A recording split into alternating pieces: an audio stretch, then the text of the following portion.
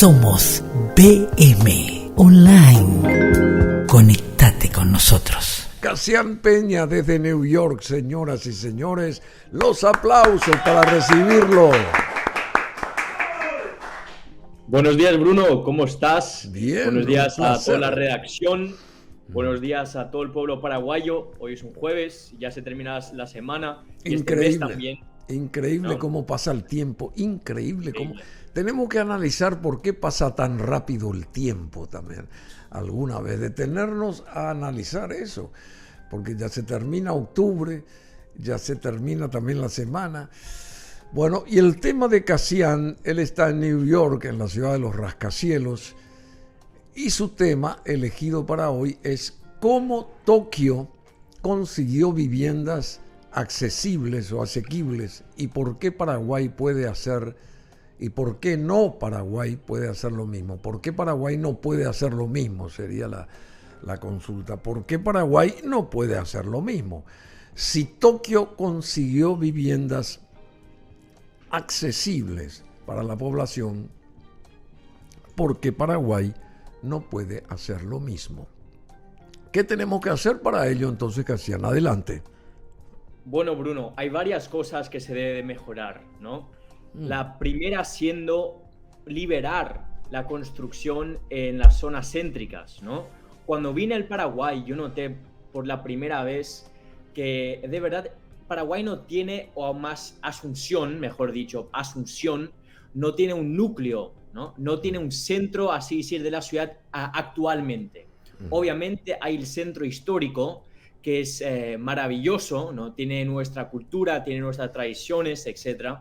Pero por mala gestión y mala visión, nunca se miró, aún más en las últimas décadas, acerca de mejorar el centro histórico. Ahora ya poco a poco, con la primera dama, quieren hacerlo, pero yo creo un poco lentamente, ¿no? Sí. Y entonces, el primer hecho es eso, liberar la construcción aún más a zonas céntricas. Eso significa que debe de haber menos trabas para los empresarios, para los accesorios, todo lo que tiene que ver. Sí, los emprendedores, porque hay mucha gente que quiere, de un edificio antiguo, quiere transformarlo, quiere mejorarlo, y la sucesión de esas transformaciones hará que el centro histórico tenga de vuelta ese impulso que todos estamos buscando, ¿verdad? Eso es lo que estás diciendo.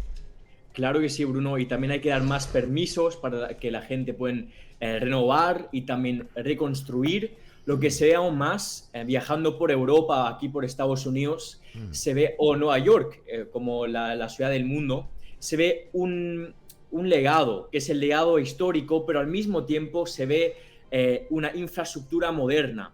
Y lo mismo, eso es lo que me gusta ver también en el Paraguay, aún más en Asunción, que es la madre de todas las ciudades, ¿no?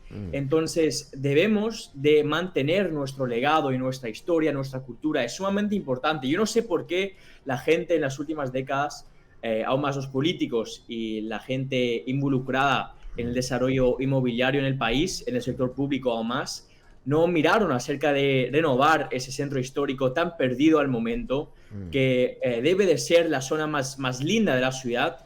Me recuerdo nomás en el mes de marzo, cuando viajé a la Ciudad de México. Ahí exactamente el centro histórico es el sitio más bello de la ciudad. En Madrid igualmente, en Nueva York, digamos, en Manhattan, todo lo que tiene que ver con la ciudad es un centro histórico. Pero aún más si uno baja a Downtown, donde está el Brooklyn Bridge, ¿no? El puente de Brooklyn, ahí uno ve, por ejemplo, mucho de ese legado de los primeros ingleses que vinieron a los Estados Unidos, aquí a Nueva York. Y hay que mantener eso. Tenemos una cultura guaraní, mestiza obviamente con la cultura española, que ahora creamos nuestra propia cultura, que es la cultura paraguaya. Y hoy me gustaría hablar sobre tres ciudades y países diversos. Uno siendo Tokio, donde me voy a enfocar principalmente, pero también hay otras ciudades que hablamos como Singapur. Singapur, una ciudad que al día de hoy tiene un sistema muy eficaz y muy productivo en el sector inmobiliario. ¿Por qué, Bruno? Porque lo que hicieron es que siempre el Estado tiene dominio a tu terreno. ¿Qué es lo que significa? Que vos puedes comprar, o mejor dicho, hacer un leasing, como alquilar una casa, y es tu propiedad durante 99 años, pero después de 99 años es del dominio del Estado. Entonces, un sistema muy socialista y a veces también con rasgos comunistas, ¿no? Pero al menos ahí en Singapur funciona. ¿Por qué? Porque es una ciudad muy concentrada, con un núcleo muy fuerte, y si uno mira al precio de la tierra, es muy alta. Entonces, quizás sin este sistema no funcionaría. Y bueno, también me gustaría entrar a los otros Bueno, yo temas. estoy viendo unas imágenes, no sé si es Singapur, me parece que no, pero no sé si es Singapur esto. Es, es, es Tokio, la ciudad de Tokio, pero él está hablando de Singapur ahora. Si tenés Singapur también ahí, vamos a agradecer porque es basamental, es fundamental para lo que está diciendo aquí el querido amigo Casian Peña desde New York.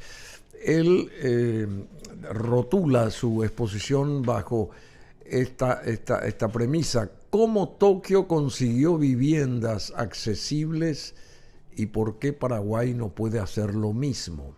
Eso es lo que se pregunta él. Bueno, seguimos contigo. Adelante, vamos. Perfecto, Bruno. Bueno, respondiendo a esa premisa, esa pregunta que yo construí, también hay una razón principal, y esa ya es una conclusión muy conocida, que es: hay que construir más, pero al mismo tiempo con calidad, ¿no? Y eso es exactamente lo que se hace en Japón. Se construye más o menos 150.000 viviendas anuales, que es algo obviamente muy productivo y mucho más productivo que en muchas ciudades europeas y aquí en los Estados Unidos. Entonces los japoneses construyen muy, muy rápido, y al mismo tiempo también tiene un sistema de demoler lo que es antiguo.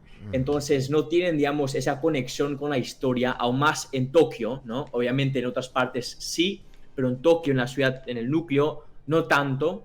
Entonces, normalmente después de como 10 años, demolen un edificio y lo construyen de nuevo en una rapidez increíble, Con ¿no? una rapidez, si demuelen los edificios, Demuelen, gracias. demuelen y los vuelven a construir con una rapidez impresionante.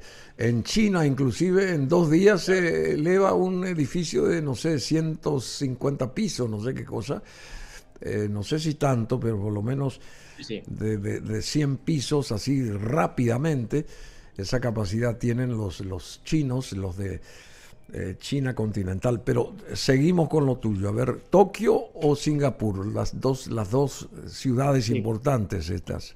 Claro, no, porque son dos casos que quería resaltar, porque son dos casos en donde, si uno mira a la inflación de la vivienda, es muy baja, ¿no?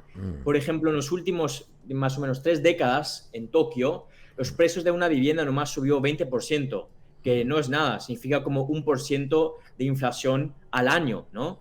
Y si uno lo compara al Paraguay o más acá en Nueva York, a veces significa una inflación de 10% más anualmente, ¿no? Entonces, es un modelo que funciona. También Singapur tiene un modelo que funciona. Y lo que me gustaría resaltar también es que el modelo japonés no se basa en los subsidios, así decir, pero se basa en construir sin miedo, ¿no? Ellos también tienen un código, un sistema de vivienda que está muy mezclada. Entonces, ¿qué significa? Que hay quizá un edificio comercial, quizá un edificio de oficinas. Al lado también hay un edificio de casas normales para gente, o apartamentos normales. Y uno crea este entorno mixto de diferentes utilidades de propiedades e infraestructura. ¿Y qué es lo que pasa ahí?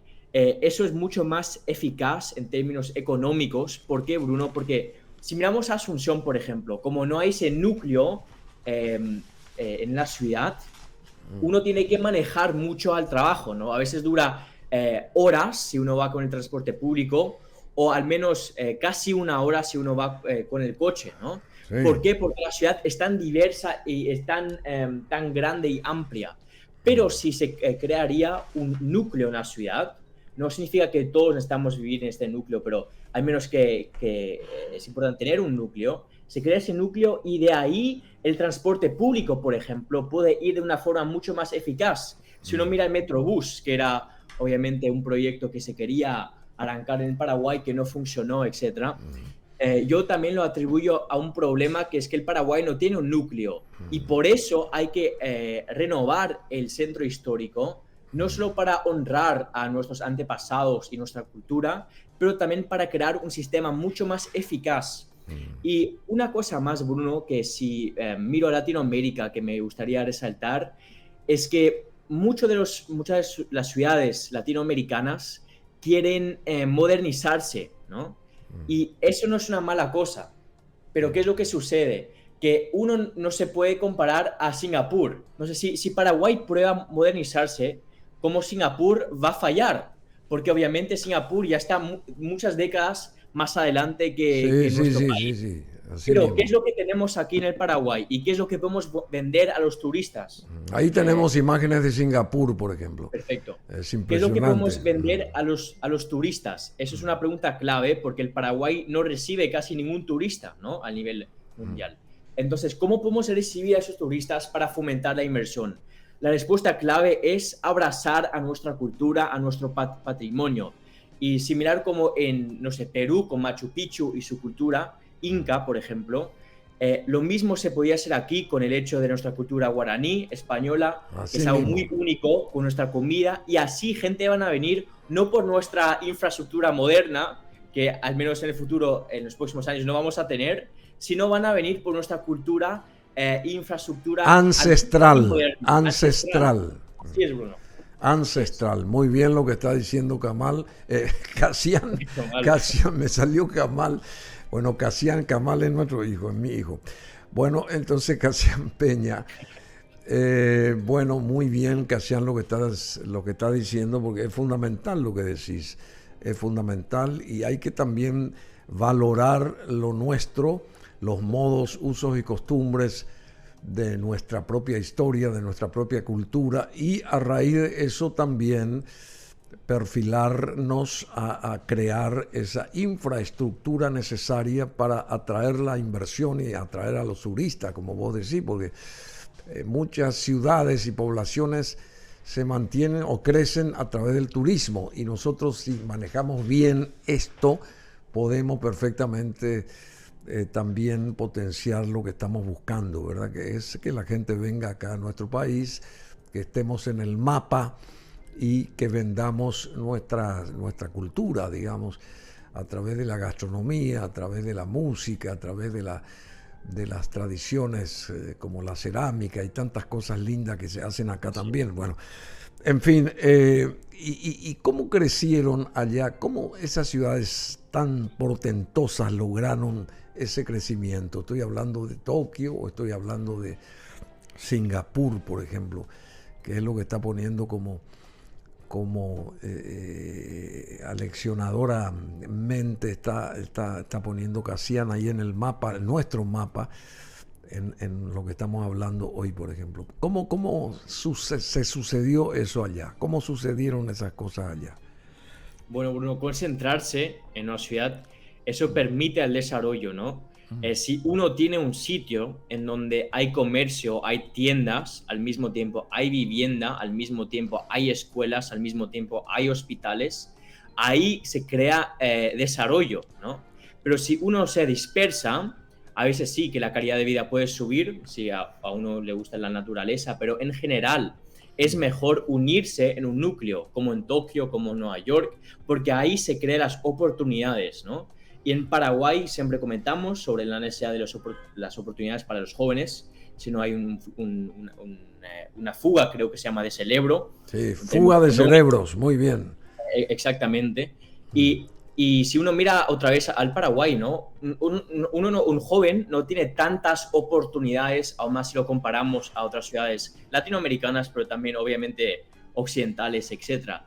Y una razón, otra vez, es porque no hay un núcleo central, ¿no?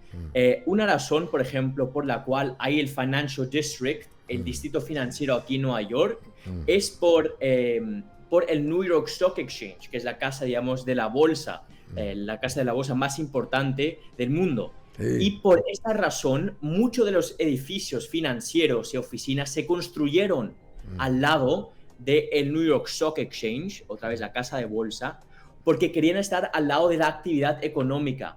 Aún más porque si quieren recibir clientes, sería mucho más fácil si está al lado, ¿no?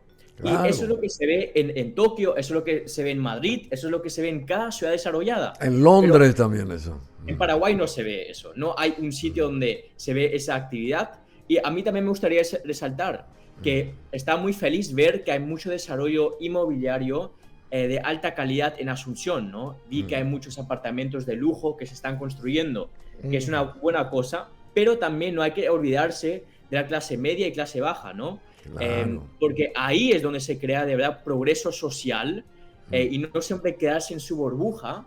Y eso es lo que sí que pudieron lograr ciudades como Nueva York y quizá no en Asunción, porque se enfocan demasiado en lo muy rentable, que es crear apartamentos de lujo, y no se enfocan en nomás crear apartamentos para el paraguayo promedio, que es la mayoría de la gente, ¿no? Bueno, ¿y cómo hicieron los japoneses, por ejemplo, en Tokio, con esta misma problemática? Porque allá habrá también gente que no tenga tanto dinero. ¿Y cómo hace la gente que no tiene tanto dinero para vivir bien o relativamente bien o con todas las comodidades, digamos? Tanto en Singapur, que también creció de la noche a la mañana, y Tokio. Singapur antes era no sé qué cosa. Singapur era, hace 50 años era cualquier cosa, y lo que es ahora Singapur es una de las potencias del mundo, ¿verdad? Y Tokio la misma cosa, ¿verdad? Tokio, bueno, hace rato Tokio es una ciudad muy grande, es una de las más grandes y tecnológicas del mundo, ¿verdad? Así es. Pero hay también gente que no puede costearse todo. ¿Y cómo vive esa gente? Esa es la consulta que te la traslado. A ver. Bueno, ¿cómo pueden vivir ellos, no? La respuesta fundamental es que por el hecho que uno construye tanto, el precio natural de la vivienda baja. Entonces, si uno mira el precio promedio de un apartamento, de una habitación, un dormitorio, así decir, en Tokio, con quizá 50 metros cuadrados, que es algo normal para quizá 1, 2, 3 personas, cuesta promedio como unos 500, más o menos $400, ¿no? Y si uno compara eso a ciudades como Nueva York, es 2.000 o 2.500 o 3.000, ¿no? Entonces, una persona, un japonés, por ejemplo, en Tokio, quizá gana promedio 2.000 y nomás paga para su vivienda unos 400, ¿no? Y entonces tiene mucho más capital para invertir en las cosas más importantes y también en la escuela, etcétera, ¿no? Y entonces, por el hecho que el precio de la vivienda es mucho más baja, también permite a que la clase vulnerable pueda acceder a una vivienda digna, ¿no? Y entonces ahí uno no tiene ese problema, aún más porque en cada ciudad uno cobra más que en las afueras, ¿no? Vos en Asunción vas a cobrar más que si trabajas en el Chaco principalmente. Pero vas a gastar más también. Vas a gastar, entonces en cada ciudad es así, ¿no? Uno gana más, pero uno gasta más. Entonces siempre hay que mirar. Pero me gustaría resaltar un hecho al menos positivo que tiene el Paraguay y que A tiene ver, el paraguayo promedio. ¿cuál es? Que es el hecho que Paraguay, comparado a muchos de esos países en Latinoamérica y en el mundo, tiene una alta cantidad de dueños de propiedades. ¿Qué significa? Que 80% de los paraguayos son dueños de una casa o una propiedad, ¿no? O familias, ¿no?